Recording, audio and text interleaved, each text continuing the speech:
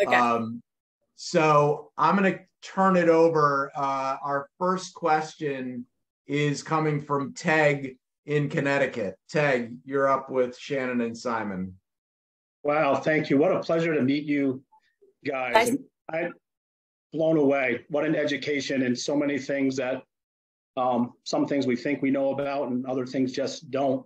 I kind of had a little bit of a preconceived question entering in here. And Simon, Shannon, thank you for introducing us to Simon, or at least me anyway, too. You are so eloquent. You guys are like soulmates. It's amazing. I'm an educator, an athletic director. I love working with kids, and I'm actually really just trying to have impact with kids and actually taking myself out of the educational system. And Simon, you touched on some stuff. I've got an acronym I use, FACTS. F is for family and faith. A is for academics, again, the student athlete, but again, it's about growth mindset and learning. C is for community, which is kind of where I want to get with you guys a little bit, serving others, putting people before yourself. T is for team and family kind of unite. And then S, self, everything kind of begins with that, your self-esteem, your self-worth, those kind of things. Shannon, I noticed that you, growing up, were a tennis player, and it sounds like you were pretty good.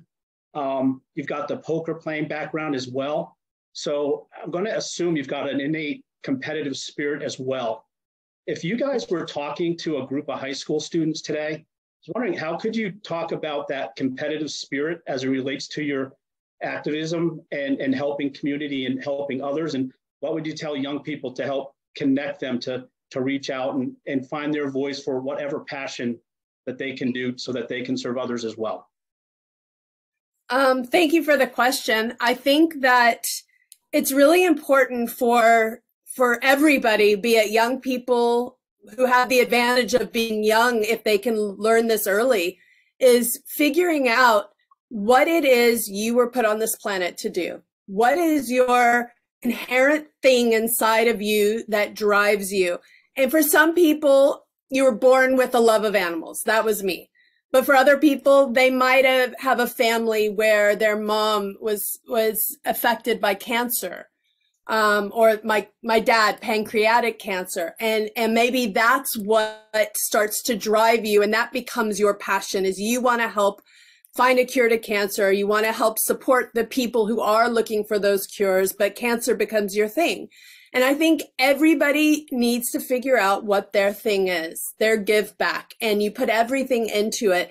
And if you can find a way to have your job and your passion merge, then you're going to have a really happy life, because what you're doing to support yourself at the same time is your mission on the planet.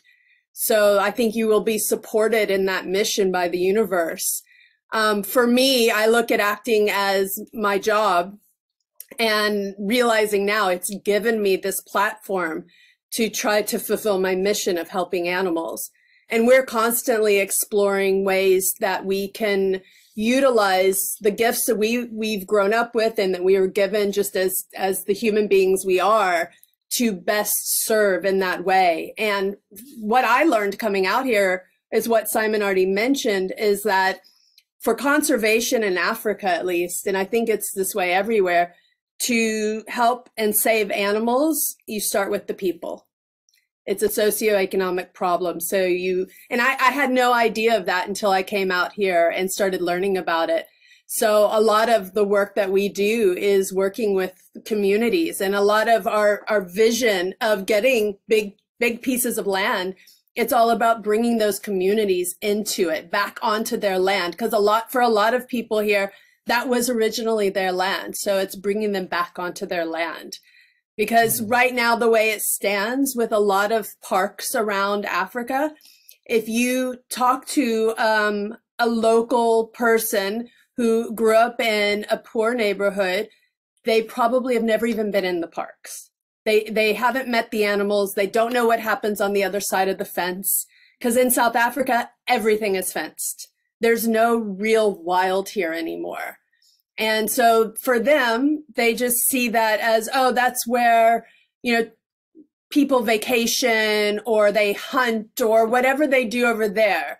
but that's no part of their life. And we need to they need to have that as part of their life. You can't love something that you haven't seen or been taught about or know exists. So for them, if they grew up and they were told, kick the dog, yeah, the dog's just a nuisance, kick the dog, they're going to kick the dog for their entire life. So it's changing that narrative. I think there's a lot of tennis players that are pretty happy that your passion was not tennis, because when you set your mind to something,